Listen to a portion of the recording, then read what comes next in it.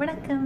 இன்று நாம் காண இருப்பது நம்ம எல்லார்கிட்டையும் இருக்கக்கூடிய இந்த எமோஷன்ஸ் என்று சொல்லக்கூடிய உணர்வுகள் நம் உடலை எவ்வாறு பாதிக்கின்றன, அதுதான் ரொம்ப முக்கியம்.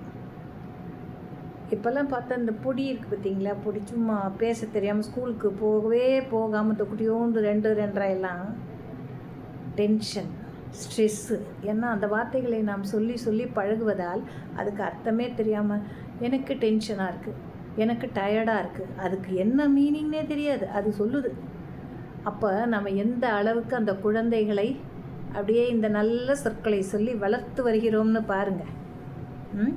இதெல்லாம் குழந்தைகளுக்கு முன்னால் சொல்லக்கூடாது. அதோடு இல்லாமல் இப்போ இந்த ஸ்ட்ரெஸ்ஸுக்கு காரணமே என்னென்னா அதீத ஆசை, அதீத கவலை, அதீத மன அழுத்தம். ஏன் மன அழுத்தம்?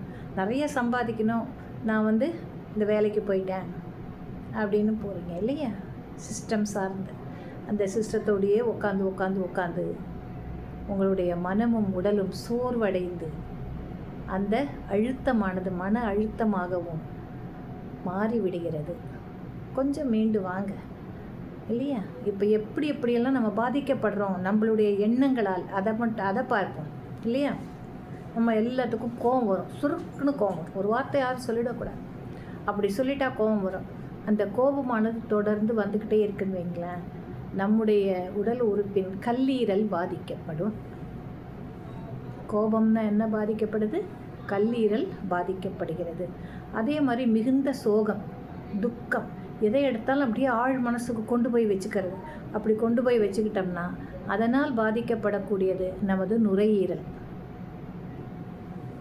அதுக்கு அடுத்து ஒன்று இருக்குது, வெறும் கவலை தான்.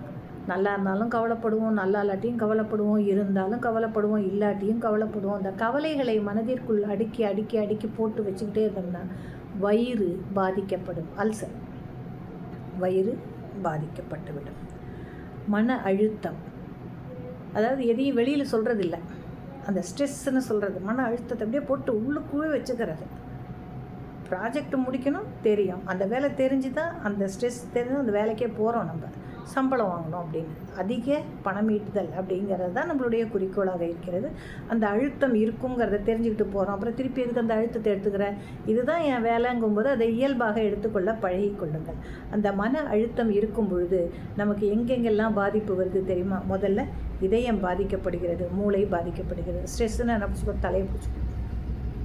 ஏன்னா அந்த பாயிண்ட்லேருந்து நம்ம எண்ணங்கள் எங்கேயுமே நகராது. அந்த ப்ரோக்ராம் நீ இன்றைக்கி முடிச்சு கொடுத்துடணுன்னா அதுலேயே தான் கவனம் இருக்கும். அந்த சிஸ்டத்துலேயே பார்த்துக்கிட்டே இருப்பான். கண் அதை பார்க்கும், எண்ணம் அதை செய்யும், கை விரல் அதில் போகும், எல்லாமே போய்கிட்டே இருக்கா. இங்கே பக்கத்தில் யார் இருக்கா, என்ன நம்ம சாப்பிட்டோமா சாப்பிட்லையா தூங்கலையா எதுவும் தெரியாது.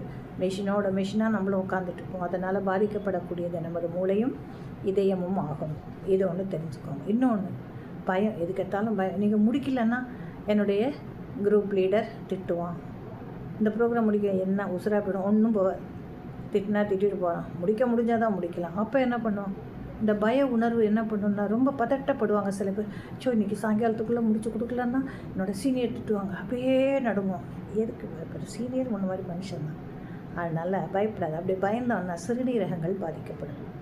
ஆக நமது வெவ்வேறு இமோஷன்ஸ் என்று சொல்லக்கூடிய உணர்ச்சிகள் நமது உடலின் ஒவ்வொரு பகுதியையும் பாதிக்கும். எப்போ? தொடர்ந்து நம்ம அதே நிலையிலேயே இருந்தோம்னா. எப்பயுமே வருத்தம் வரும், உடனே ரிலீவ் ஆகுங்க. ஒரு 5 நிமிஷம் 10 நிமிஷம் ஒரு நாள், அதுக்கப்புறமெல்லாம் அதை நினைக்கக்கூடாது. நடந்த நிகழ்வுகள் நிகழ்ந்தவை தான். அதனால் இதெல்லாம் நினச்சிக்கிட்டே இருந்தோன்னா ஒவ்வொரு குணமும் ஒவ்வொரு உணர்வுகளும் ஒவ்வொரு உடல் உறுப்பை பாதிக்கும் பொழுது நம்ம இங்கே நல்லா இருக்கிறது. அதனால தான் சொல்கிறேன், மனதை எப்பொழுதும் அமைதியாக. அந்த மன அமைதிக்கு என்ன காரணம்னா இதுவும் கடந்து போகும் அப்படின்னு சொல்லி நீங்கள் பாட்டுக்கு போயிடுங்க. அவன் சொல்லுவான் தான் நம்ம சொல்லுவோம் இல்லையா? ஒரு வேலையை முடிக்கலன்னு சொன்ன ஏன் கேட்கல? எல்லோரும் சொல்கிறது தான். அவன் சொன்னால் மட்டும் நமக்கு ஏன் சுருக்குன்னு கோவம் வருது? வேண்டாம், விட்டுடு. அதையே மனசுக்குள்ளார போட்டு அழுத்தி வச்சுக்கிட்டு யாரோடையும் பேசாமல் உம்மனா மூஞ்சியாக இருக்காத. You burst your emotions out, அவ்வளோதான். அந்த ஹார்மனி தன்னால் வரும். ஒருங்கிணைப்பு. நம்முடைய உடல் உறுப்புகள் ஒழுங்காக இருந்தால் மட்டுமே நம்மால் சிறப்பாக செயல்பட முடியும். ஆகவே அனைத்து உறுப்புகளையும் செயல்பட வைக்காமல் இயங்குவது நமது எண்ண ஓட்டங்கள். அந்த எண்ண ஓட்டங்களை முதலில் நீங்கள் சரி செய்யுங்கள். உடல் ஆரோக்கியமாக இருக்கும்.